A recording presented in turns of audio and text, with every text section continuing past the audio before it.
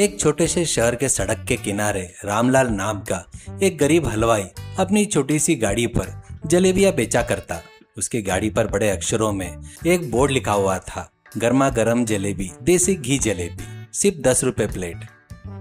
रामलाल के पास एक वफादार नौकर था जिसका नाम कालू था। वो बहुत ही भोला भाला था, लेकिन समय सूझ रखने वाला था। रामलाल की गाड़ी के ठीक बगल में उस शहर के सबसे बड़ी और आलीशान मिठाइयों की दुकान थी। उस दुकान के मालिक का नाम धनीराम था। वह परम अहंकारी, लालची और धनवान था। धनीराम अपनी दुकान में वनस्पति घी का इस्तेमाल करते हुए भी किलो जलेबी सैकड़ों रुपए में बेचकर लोगों को लूटा करता। लेकिन रामलाल ने जब से केवल 10 रुपए में शुद्ध घी की गर्मा गर्म देसी घी की जलेबियां बेचना शुरू किया, तब से शहर के सभी लोग धनीराम की बड़ी दुकान पर जाना छोड़कर रामलाल की छोटी सी गाड़ी के पास ही जलेबी खरीदने आने लगे। तभी रामलाल की गाड़ी के पास एक अनोखा और एक कड़ा नियम था। जलेबी की प्लेट खाने वाला ग्राहक चाहे कोई भी हो, उसे निश्चिंत रूप से रामलाल के हाथ में 10 का नोट या 10 का सिक्का ही देना पड़ता था। अगर वह 100 का नोट, 500 का नोट देना चाहता तो रामलाल उसे बिल्कुल नहीं लेता था।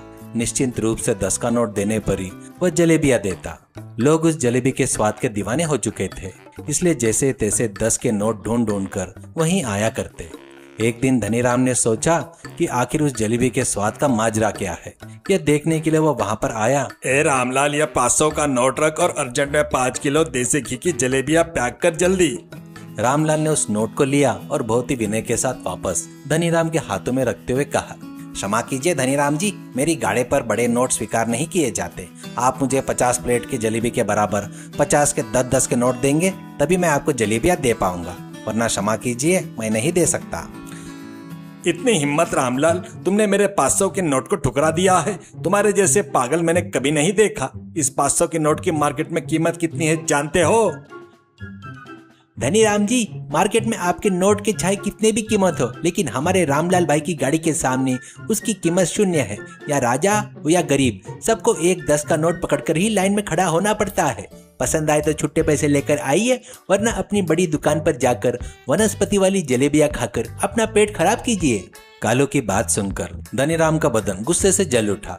सबके सामने अपना अपमान होते हुए देखकर वह गुस्से से कांपने लगा। उसने मन में ठान लिया कि किसी भी तरह रामलाल की गाड़ी को हमेशा के लिए बंद करवाना होगा।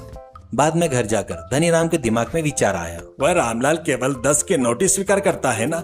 कल से इस शहर में किसी के पास भी 10 के नोट के सिक्के नहीं बचने दूंगा।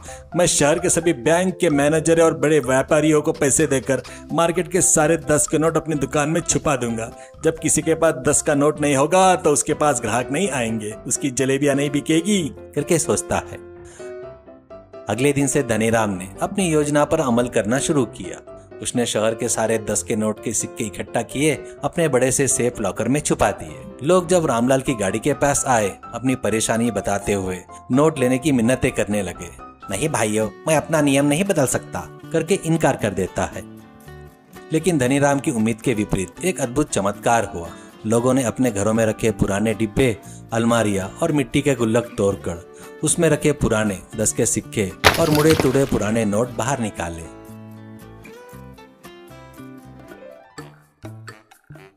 लोग उन पुराने 10 के सिक्के को लेकर रामलाल की गाड़ी पर आने लगे और जलेबियां खाने लगे। यह देखकर धनीराम का गुस्सा और प्रतिशोध की भावना और बढ़ गई। वह उसी रात हाथ में लाठी लेकर रामलाल पर हमला करने के लिए उसके घर की तरफ चल पड़ा। वह घर की दीवारों के पीछे से खिड़की के पास खड़ा होकर इंतजार करने लगा। जैसे ही रामलाल बाहर आएगा वो उसे पीट देगा। अजी सुनते हो, मार्केट में हमें नुकसान पहुंचाने के लिए कोई 10 के सारे नोट छुपा रहा है ना। फिर भी हमारे इस जादुई पीतल की कढ़ाई की महिमा के कारण लोग पुराने सिक्के ढूंढकर यहाँ आ रहे हैं ना। हाँ लक्ष्मी, वह कढ़ाई कोई साधारण कढ़ाई नहीं है। पूर्व में एक साधु ने हमारी गरीबी को देखकर हमें ये जादुई कढ़ाई दी थी। उसमें अगर 1 चम्मच देसी घी डाला जाए तो वह पहाड़ जितना घी में बदल जाता है और कभी खत्म नहीं होता। इसलिए मैं केवल 10 में इतनी अद्भुत देसी घी की जलेबियां दे पा रहा हूँ। लेकिन उस साधु ने एक शर्त रखी थी, जलेबी खाने वाला व्यक्ति अगर निश्चित रूप से 10 का नोट या सिक्का देगा, तभी उस कढ़ाई का घी अमृत जैसा बना रहेगा। यदि कोई 100 का नोट या 500 का बड़ा नोट देगा तो कढ़ाई का वह घी जलकर विष बन जाएगा। इसलिए मैंने वहाँ ₹10 का नियम रखा है। खिड़की के पीछे खड़े होकर ये सारी बातें सुन रहे धनीराम को एक बारी झटका लगा। उसे रामलाल की 10 रुपए वाली जलेबियों के पीछे का असली रहस्य पता चला। उसने सोचा कि उसे चुरा कर वो खूब पैसे कमाएगा। वो चुपके से अंदर गया, कढ़ाई चुराई और वहां से भाग गया। अगले दिन सुबह धनीराम अपनी दुकान के सामने खड़ा होकर चिल्लाने लगा, आज हमारी दुकान में गर्मा गर्म देसी घी की जलेबियां मिलेगी, प्लेट 100 रुपए में। ऐसा चिल्लाता है। गांव के लोग जब रामलाल की गाड़ी के पास गए तो वहां कढ़ाई न होने के कारण रामलाल और कालू रो रहे थे। यह देखकर सभी लोग धनीराम की दुकान की तरफ आ गए। धनीराम ने गर्व से मुस्कुराते हुए जादुई कढ़ाई को स्टोव पर रखा, उसमें 1 चम्मच घी डाला। वो सचमुच पहाड़ जितना घी में बदलकर उबलने लगा। उसने खुशी खुशी उसमें जलेबी का बैटर डालकर घुमाना शुरू किया, लेकिन विचित्र रूप से जलेबियां सांप में बदल गई और उछलकर लोगों के ऊपर गिरने लगी। लोग चिल्लाकर, अरे बाप रे, अरे बाप, सांप वाली जलेबी, भागो। ऐसा चिल्लाते हुए लोग दुकान से भागने लगे।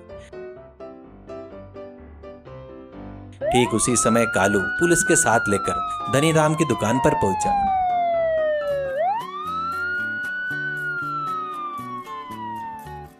इंस्पेक्टर साहब, 10 के नोट गायब होने का कारण ये चोर धनीराम है।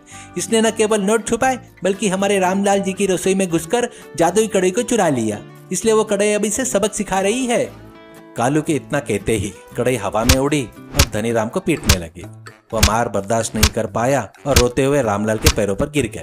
रामलाल, मुझे क्षमा कर दो। तुम्हारी तरक्की देखकर मुझे जलन हुई और लालच में आकर मैंने तुम्हारी जादुई कढ़ाई चुरा ली। मुझे इस कढ़ाई से बचाओ, अपनी कढ़ाई तुम वापस ले लो। रामलाल ने दया दिखाते हुए जैसे उस कढ़ाई को छुआ, वह शांत होकर जमीन पर आ गई। पुलिस ने भ्रष्ट और चोरी करने वाले धनीराम, उसकी मदद करने वाले जग्गू को गिरफ्तार कर लिया और अपने साथ ले गई। सीख, अत्यधिक लालच और ईर्ष्या इंसान को चोरी और भ्रष्टाचार की राह पर ले जाते हैं। दूसरों की तरक्की देखकर जलना और उन्हें नुकसान पहुंचाने की कोशिश करना अंततः खुद के विनाश का कारण बनती है। भगवान या प्रकृति ने जो दिया है उसी में संतुष्टि रहकर धर्म की राह पर जीने में ही असली ऐश्वर्य और शांति है।